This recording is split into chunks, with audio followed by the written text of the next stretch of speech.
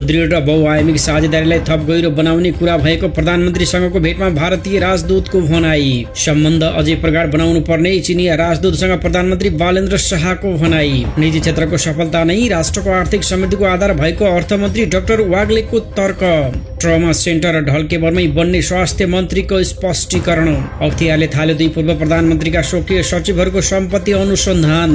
विशेष सेवा विधेयक प्रतिनिधि सभाबाट बहुमतले पारित।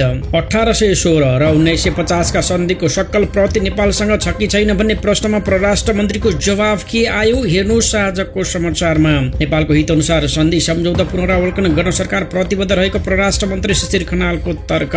रोहिंग्या सहित शरणार्थीका गतिविधि निहाल्दै सरकार, तर पुराना प्रश्न भने अझै कायमै। मन्त्री हुँदा भ्रष्टाचार, बुढ्यौली लागेकाले सजायबाट उन्मुक्ति। डीडीसीको बक्यौतामा कंग्रेस सभापति गगनको दाबीमा राजसभा सांसदले सरकारसँग मागे जवाफ।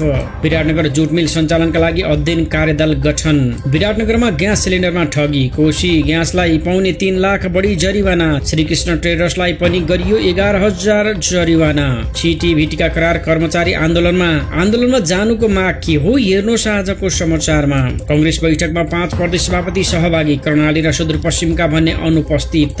राजधानी विभागले भन्यो आवेदनमा उल्लेख गरिएको मितिमा मात्रै उपस्थित हुनुहोला। पूर्वाधार र ऊर्जा मन्त्रालयले 3 महिनामा पुँजीगत खर्च वृद्धिका विवरण संसदीय समितिलाई दिनुपर्ने। बाँदर र बँदेल नियन्त्रणको माग गर्दै संसद पुग्यो जरुरी सार्वजनिक महत्त्वको प्रस्ताव।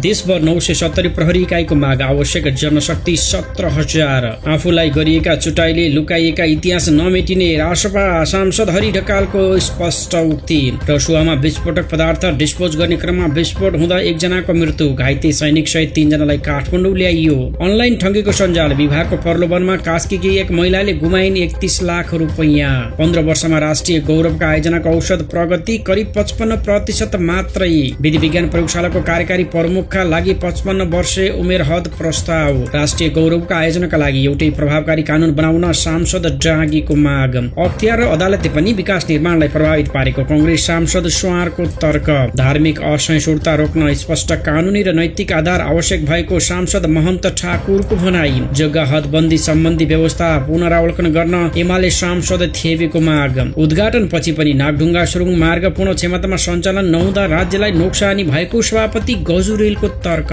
ग्यासका लागि नागरिकले भोगिरहेको शास्ति अन्त्य गर्न इन्डक्सन चुलो बाँड्ने योजना ल्याउन सांसद अधिकारीको संसदमा माग। बजेट फ्रिज हुने समस्या समाधान गर्न सरकार गम्भीर बन्नुपर्ने सांसदहरूको भनाई। प्रतिपक्षले प्रश्न गर्दा ओलीको कार्यकर्ता भनिएकोमा राप्रपा नेता शाहीको